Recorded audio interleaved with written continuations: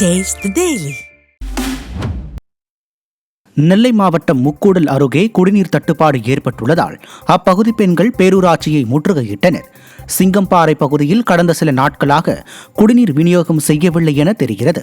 இதனால் ஆத்திரமடைந்த 20க்கும் மேற்பட்ட பெண்கள் முக்கூடல் பேரூராட்சி அலுவலகம் வரை ஊர்வலமாக சென்று பேரூராட்சி செயல் அலுவலரிடம் இதுகுறித்து முறையிட்டனர்.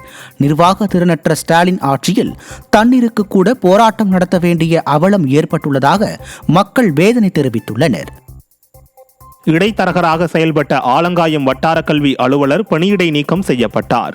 திருப்பத்தூர் மாவட்டம் ஆலங்காயம் வட்டார கல்வி அலுவலர் சித்ரா, அவரது கணவர் உள்ளிட்ட சிலர் தருமபுரி மாவட்டத்தைச் சேர்ந்த தனியார் பள்ளி தாளாளருக்கு முதலீட்டை பெற்றுக் கொடுக்கும் இடைத்தரகர்களாக செயல்பட்டுள்ளார்.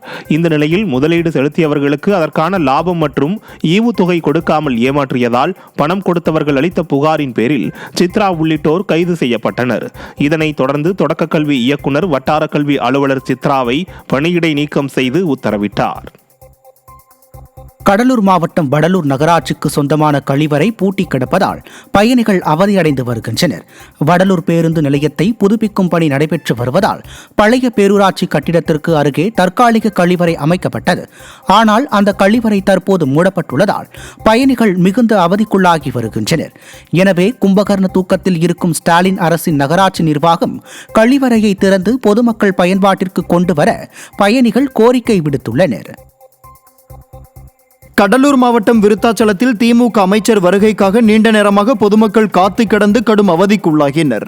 விருத்தாச்சலம் வருவாய் வட்டாட்சியர் அலுவலகத்தில் மக்களுடன் முதல்வர் என்ற பெயரில் நலத்திட்ட உதவிகள் வழங்கும் நிகழ்ச்சி ஏற்பாடு செய்யப்பட்டது.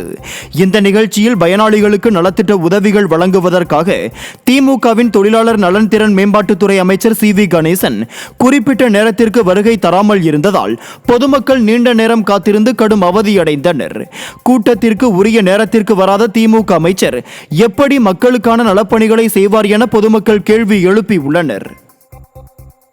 மதுரை மாவட்டம் திருமங்கலம் அருகே கிராம மக்களின் எதிர்ப்பை மீறி கோயில் உண்டியல் பணத்தை அறநிலையத்துறை அதிகாரிகள் எடுத்து சென்றனர்.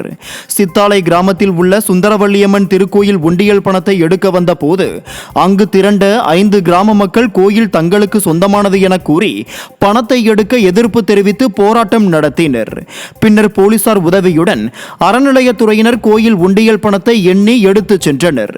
அப்போது அறநிலையத்துறைக்கு எதிராகவும் ஸ்டாலின் ஆட்சிக்கு எதிராகவும் கிராம மக்கள் தொடர்ந்து கண்டனம் முழக்கமிட்டனர்.